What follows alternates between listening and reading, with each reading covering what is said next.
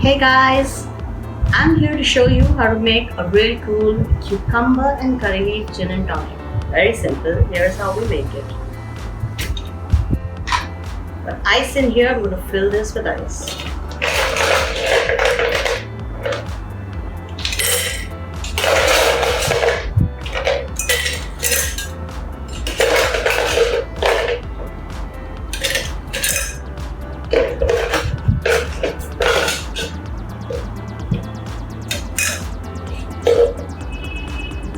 Out of the way, you can see I'm really generous with the ice. Now I have a wine glass, but you can use a nice tall slim glass as well. No worries at all. This one just looks cooler. Okay, we've got the ice in. The first thing to do is to get the gin, and I'm going to use Greater Than. Absolutely and completely locally made. Really beautiful gin. Perfect, exactly how much I want.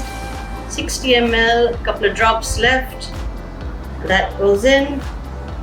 Time to open a new bottle. Alright, now I'm going to add 30 ml of cucumber juice. Very simple, grate the cucumber, squeeze, strain, and you've got cucumber juice. So in goes 30 ml. Cucumber juice.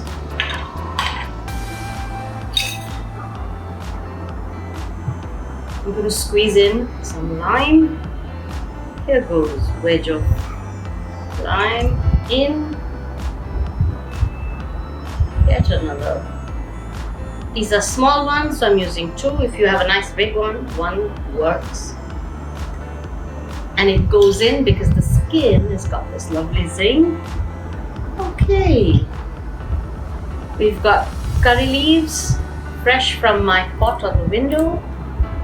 I'm just going to hold the curry leaves in my hand like this and then crush them, allow them to drop in. Ooh, delicious. And that's it. I have again homegrown Bengal Bay tonic. Let's open the bottle. In goes the tonic.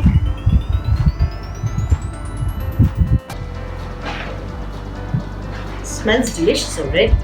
Give it a quick stir.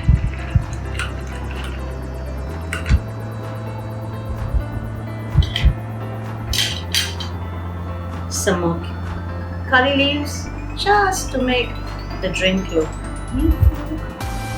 There you have it, an absolutely delicious cucumber and curry leaf gin and tonic with everything you have in your kitchen. Cheers!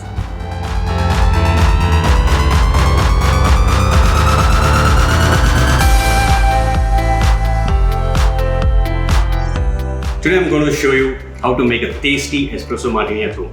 So all you need, the basic ingredient that you have at home, is a coffee powder. Instant coffee powder, 2 tablespoons and 120 ml of water. Just brew it. And here you go. 40 ml.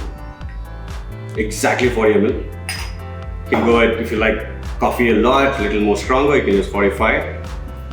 So try to get hold of one of this or measure with anything that you have smaller vessel.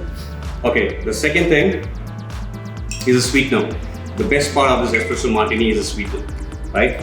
You can get hold of this kind of flavor syrups in your nearby retail stores. Like Tasaya has amazing hazelnut and your vanilla and orgeat, that's an almond syrup. I'm using an Irish cream syrup, which is going to add up another coffee into it. So here you go, 20 ml. If you can't get any of this, you can still use a sugar syrup. So the measure makes it more tasty and consistent. So try to use something like this to measure your drinks. And here comes your favorite part. The best thing, whatever your favorite spirit is. Like a whiskey, like a single malt also can go really well, your blended scotches, or your vodka, or your dark rum. So all these three spirit can go well with coffee. They're going to wake you up. There you go. Good measure. I'm using 60.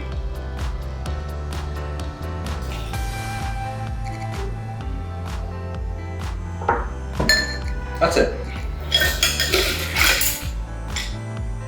Add some ice.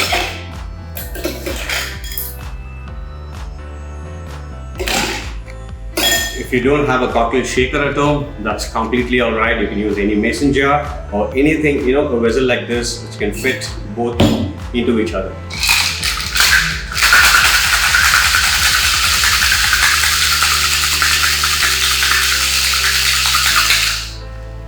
Shake hard. Sign your name. It has to be enough chilled. And the glassware. You can use your whiskey glass, your Collins with ice, or a nice martini glass like this. And then strain it without ice.